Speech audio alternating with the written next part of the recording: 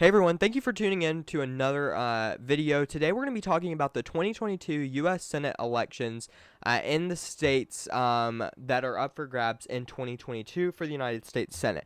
There's quite a few races that are up for grabs, and we're going to talk about them today in today's video. It's been about 2 weeks since we last discussed these races, and today I'm actually going to use margins like I have in my last video.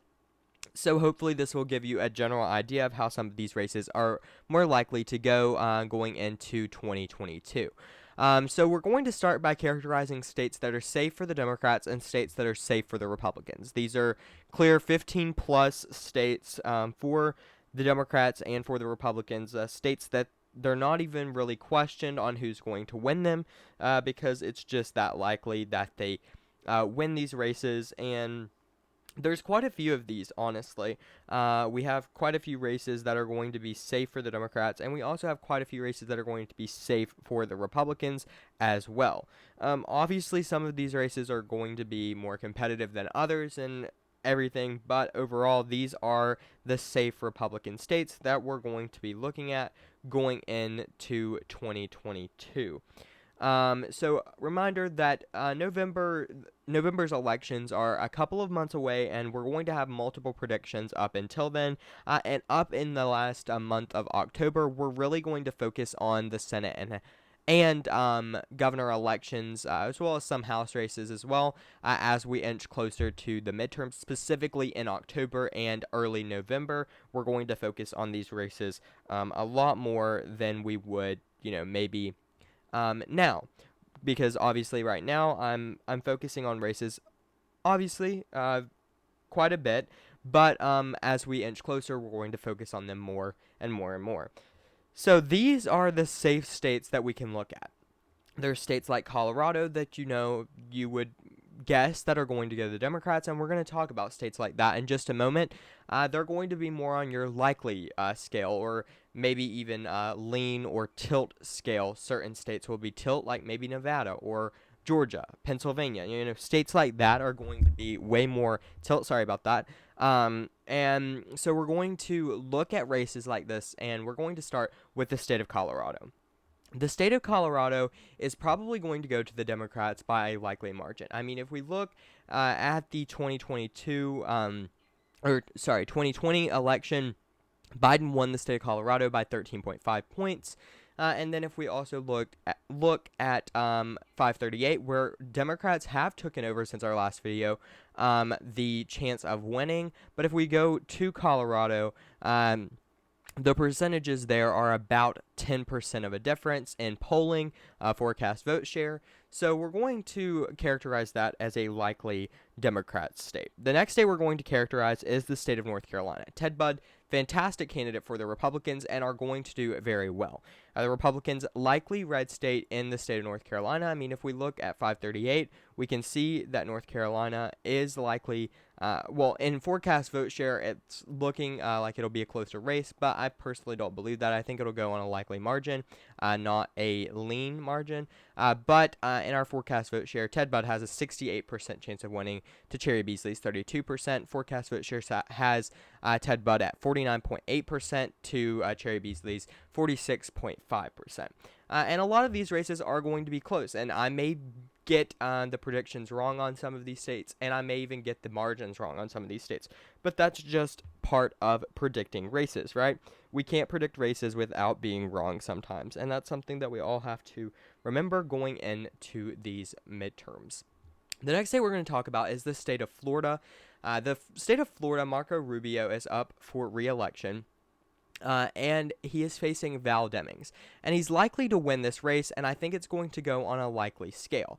If we look, he has a 92% chance of winning, and a lot of people like Marco Rubio, and ultimately I really think he probably will win this race. Given the circumstances that we're in going into 2022, it just makes sense for Marco Rubio to win this race. The next state that we're going to talk about is the state of Ohio. Ohio is the state in which J.D. Vance is going to face off with Tim Ryan, and J.D. Vance has about a 78% chance of winning to Tim Ryan's 22%. The forecasted vote share has J.D. Vance around 53.2% to Tim Ryan's 46.8%, and I think this will go to the Republicans on a likely scale. I mean, obviously we could be wrong. This could be more of a lean Republican, but ultimately right now I believe that the Republicans probably will win this state by around a likely margin. The next state that we're going to talk about is the state of New Hampshire. New Hampshire, also one of the states that is going to be close in this election cycle, but ultimately the Democrats probably have a slightly better chance of winning the Senate in New Hampshire. Ultimately, I believe that this will be more of a lean race. Right now, polls suggest it may not, but it may be more of a likely race. But right now, I would characterize this race as a lean Democratic race. And I think that makes sense going into the midterms. Well, actually, I'm not 100% sure. It's just so close that it's hard to predict. But ultimately, New Hampshire is going to probably be won by the incumbent Senator Maggie Hassan, who will probably win the state of New Hampshire in the United States Senate. And I'll go ahead and give it to her on a likely scale for the Democrats. The next state that we're going to talk about is the state of Wisconsin. Wisconsin is the state in which Ron Johnson is up for re-election. After saying he wouldn't run, he ultimately has decided to, and Ron Johnson is up for re-election. He's doing fantastically well in the state of Wisconsin for this cycle. Obviously, he has that incumbent factor, and I would say that he's doing pretty good in the polls and everything for Wisconsin's Senate election.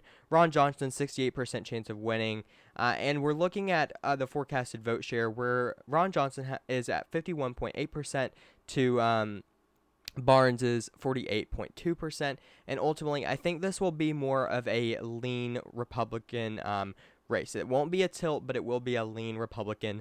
That's in the margin of 1 to 5 percentage points, and I think that makes a lot of sense for the state of Wisconsin. Obviously, Joe Biden won the state just 2 years ago, and ultimately it's looking like Ron Johnson will win the state of Wisconsin by a lean margin. The next state we're going to talk about is the state of Pennsylvania. Pennsylvania, John Fetterman is doing fantastically well over Dr. Oz. Dr. Oz is not performing as well as people may have thought earlier on in the year that he would, and I think John Fetterman will have a pretty good chance at winning this race. I think we'll give it to him on a lean Democratic scale. I think John Fetterman probably will be the next senator from the state of Pennsylvania. That's a flip for the Democrats. So that's the first flip that they would receive. Georgia, the Republicans have the chance to flip Georgia, Arizona, and Nevada, and we're going to talk about those races in depth as well. Let's start with the state of Georgia. Georgia, in my opinion, most likely will go to a runoff. Raphael Warnock and Herschel Walker are at a virtual tie at this point, 50-50. And if we look at the forecasted vote share, they're at a margin where they would go into a runoff. And ultimately, I think if it does go into a runoff, I do believe personally that Herschel Walker would win that runoff on a very, very small scale. I think that it'll be potentially even a tilt Republican race. And I stick by that. I do believe that that's what will happen in the state of Georgia, but I do think Herschel Walker will win in Georgia. The next state we're going to talk about is the state of Arizona. Mark Kelly is set to face off with Blake Masters as predicted. The primary confirmed that last night that Blake Masters did win the Republican nomination for the United States Senate, and Blake Masters has around a 34% chance of winning. If we look, Mark Kelly has a 50.4% chance in the forecasted vote share, not chance, but 50.4%, and Blake Masters 47.1%. There's a lot of time for things to flip in this race as we get closer to the midterms and inch closer to them. But ultimately, at this point, it does look like Mark Kelly has a slightly better chance of winning this race than Blake Masters. But like I said, there's a lot of time that we still have to go through. But personally, at this point, I do believe that Mark Kelly will win this on a lean Democratic scale. I don't think it'll be tilt, but I do think it'll be a lean Democratic scale in the state of Arizona. The next state we're going to talk about is the state of Nevada.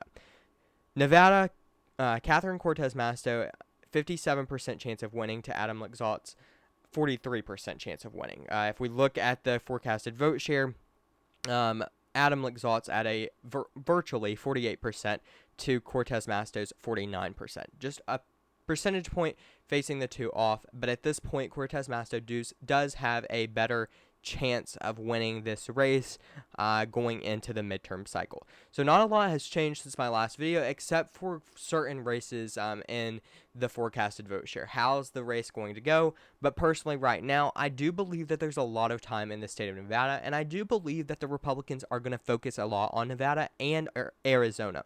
While I don't necessarily think that right now Blake Masters has a good chance, who's to say that he doesn't in November, right? That's what we're going to have to look at going into these elections. Cortez Masto does have a chance of losing, but at this point in the election cycle, it's looking like Adam Laxalt will lose this election, but I'm going to put it on a tilt Democratic scale. I mean, I think this race will be really, really close. But ultimately, I do believe that the Republicans are going to start focusing on Nevada, and they could potentially flip it, and this could be a reality that we're looking at. But right now, I am going to stick by my prediction that Nevada will go blue with a 50-50 Senate. But like I said again, to re-emphasize this, the Republicans are going to focus on Nevada and Arizona a lot, Georgia as well, but they're going to have to focus on all three of these. And I think if they do a good job at it, they can win the Senate. We have months to go through until these Senate elections happen, but obviously we'll have to see what happens in November. But at this point, this is my election prediction as of August 3rd, 2022. For the 2022 United States Senate elections. I hope you enjoyed this video. Let me know your thoughts down below. How do you think this race is going to pan out? Are certain races like Nevada, Arizona, Georgia, Pennsylvania, and some of the other states like Ohio, Wisconsin, and North Carolina? Let me know your thoughts down below. If you disagree with anything, if you disagree with margins, let me know down below. I'd love to know your thoughts. Even though we may disagree, it's important to hear other people's beliefs and hear what they're thinking as far as these races go. Again, I appreciate you all for watching. It always means a lot, and I will see you all in the next video.